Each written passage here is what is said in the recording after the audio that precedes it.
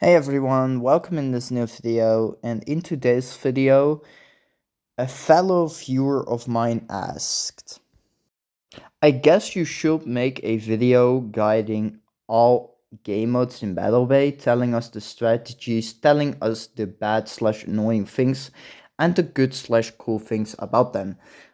So here I am. This was submitted by Danny, one of my friends in battlebay, and yeah. Before we deep dive into this, I personally want to apologize to all the religious people that I insulted. I'm sorry. It was just the fact that, like, once in an Instagram group, I was just chatting with an Indian girl, and, like, yeah, we just sided together with each other, for a limited amount of time, and things went good. But not until she got in problems with her family for absolutely no reason. And yeah, that made me kind of view things differently. So know what caused all of this. I hope that you guys can forgive me for this. And yeah. Anyway, let's just jump into the video because that's why you came here. I wanted to create a guide which will give you increased rank points, or at least will give you a stat boost somehow without boosting your account like some of the other bozos in battlebay. So here we go. So the first event we are gonna break down is capture the flag. As you guys know, this is a pain in the ass, okay? Like, you cannot just grab a syringe and you cannot just stab it and just be like, okay, yeah, now it's better. I can get back into the combat zone. No, it's not gonna be like that. 80% of the battles, actually 90% of the battles, are a draw. 5% is a loss and 5% is a win. And the way you do this basically is, how do you increase your win rate maybe here? I have already a strategy somehow, and I'm gonna tell you that strategy. What you should do is you should never ever play this event alone, okay? And the reason I say this is because it's just in general a bad idea because there are so many bozos in battlebay. And yeah, the strategy for this event is simple. It's simple. You fleet with someone, one person attacks the flag, and one person is the in-between person. And what do I mean with the in-between person? You select the most versatile player in your friend list, and you fleet that person. And that person must be a interceptor main, an enforcer main, a speeder main, maybe. I don't know, something that is versatile and decently powerful. It doesn't necessarily have to be incredibly powerful, but you get what I'm saying. Something that can both attack and defend at the same time, like interceptor, for instance. I don't know. And what that person will do is, if the defense of the team is good, then you don't need to worry about this. You can join your friend in the attack and grab the flag. Help them grab the flag. However, if the defense sucks, which it mostly does because people are bozos, then yeah, you still have decent firepower and you can still protect the flag and you can still win somehow if you don't fuck it up. And that's basically the way that you play this event without too much concerns. That's basically the strategy that you want to use here. For the people that say that this is based, I know, but I can't really think of anything else that increases your win rate here. So the good things about this event is that it can be fun to play, can be. The bad things about it it takes a shit ton of time, way too many draws, and third of all, people don't know what they're doing. And that's another con that you can name. So, like, this event is more stressful rather than it's doing good. Okay? Like, yeah. And maybe they can do something like this. Maybe like boost HP once you grab the flag. Make it so that you don't need to have the flag in your freaking base in order to capture it. I mean, like, just bring it to the freaking drop off and then just finish the game. Just make it easier. Oh, also, once you captured one flag, you shouldn't go for the other.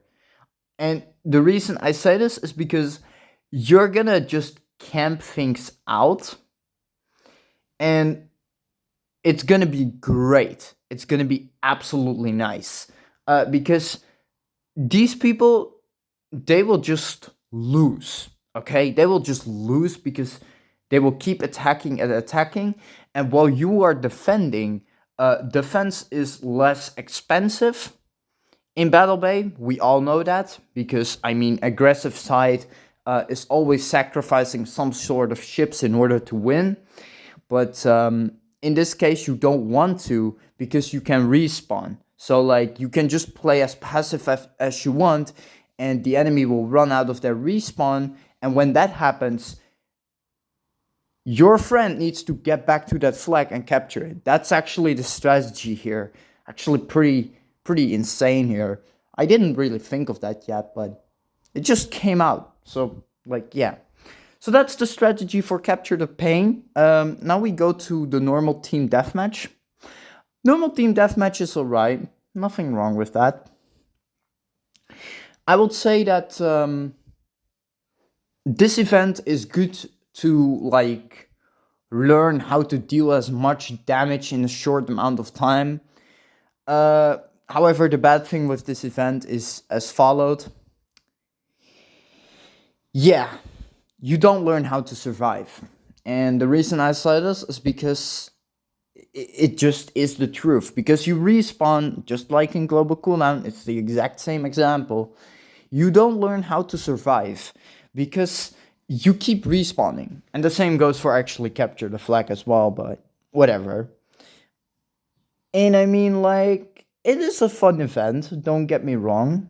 And then we have the annoying mine spammers. That is also a con about this event. Lots of spammers here and there, lots of mine spammers. And just overall, it's not good. It's really bad news here. So, how do you win this? Well, first of all, you don't play Fixer. Fixer is a terrible strategy here. The same goes for Capture the Flag. And then we have also the fact that, yeah. We have the fact that people once again don't know what they're doing. Now, the way that you play this event is very simple. You pick Interceptor or Shooter, either one of the two. Do not equip Speeder. It's a terrible strategy. I mean, you can play Speeder though, but then again, but just don't play Fixer nor Reaper. It's a very bad strategy. Okay, and yeah. The way that you win this as well is when you are low HP, just retreat, okay? Just retreat. No questions asked. Do not take any risks. And if you die more than 2 times, you're an absolute bozo. You can quit the game and you can uninstall the game. Thank you very much. Then we have Global Cooldown. Global Cooldown is absolutely bad, but it also has its pros. For instance, fast questing and fast gold questing.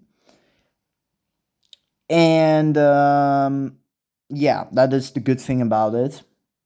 The bad thing about it is this: you don't learn how to play the game, and it also fucks up your aim. And when I say it fucks up your aim, I really mean that. This is no skill issue, this is just the harsh reality that you need to suffer alongside with me. Um, Now, why is it that you get fucked up aim and don't learn how to aim? The reason you don't learn how to aim and why it is that way is simple. If you think about it, it's simple because you just spam weapons and like you don't need to aim because I mean you're gonna hit the person anyway. So like yeah, you can just spam, and that's just the way it is. It's really annoying. It's yeah, an event that I don't really like that much. Plus, the mind craziness is even worse here because people can deploy their minds so quickly. So like yeah, they just go interceptor full mines bozo mode. They rush in, they drop a few mines, they rush in again, and like it's just not a good strat. Not a good strategy. I really don't know what is wrong with these people. The way that you win this game mode is basically if you play Interceptor and other ships. So yeah, lots of Interceptor recommendations here and there. But I can't think of anything better. That's the reason. Because I mean, Shooter is just too slow. And yeah, Striker's alright. But then again, you get really quickly destroyed. You gotta be careful with what you pick, okay? So it's just not a good idea. Then we have the last thing, 4 versus 4 team elimination. Now, as you guys know, I have been speaking out my personal experiences from team elimination. Basically, it's still the same. It's a really good event to learn how to survive, to learn how to aim, to learn how to cooperate, and yeah, it's basically a faster matchmaking than casual. That's the way you see it. Um, Now, if people ask what I recommend you to play team elimination in, I recommend at least one fixer, maybe. I mean, maybe you don't necessarily have to. You can even equip Enforcer in this game mode. That's how good Enforcer is. Enforcer is really overpowered in this event, let me tell you that. I can confirm because I have played Enforcer in that event. I survive incredibly long and I can do a fuck ton of damage. So Enforcer is a good ship for this event, no problems. Um, Another good ship is Shooter and of course Interceptor. But hey, what did you expect me to say? Speeders as well. Speeder is very good as well. So like, yeah, your options are very open in this event. That's also a really good thing about it. Unlike the other events like Global Cooldown, I wouldn't recommend you play that with Speeder because oh, people are just gonna shred you apart. And because of the mines, it's getting even worse. Same goes for the normal team deathmatch, by the way. Even their Speeder is a niche pick.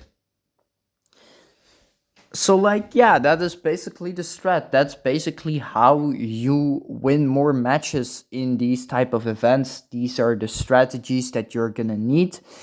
I hope that this was informative. I know that I spoke pretty fast, so I really hope that you could keep your head together. But if you didn't, that's totally fine. Just rewatch the video, kind of. And yeah, in the comments down below, I will just split the parts of the video. So yeah. Now this was the end of it, and I know I haven't played battlebay in a really long time. The main reason for that is because I just don't care. I mean, I'm too busy with other things. That's basically the problem. So, like, yeah, I'm just like chill and stuff like that. That's the cool thing. Anyways, goodbye and have a nice day.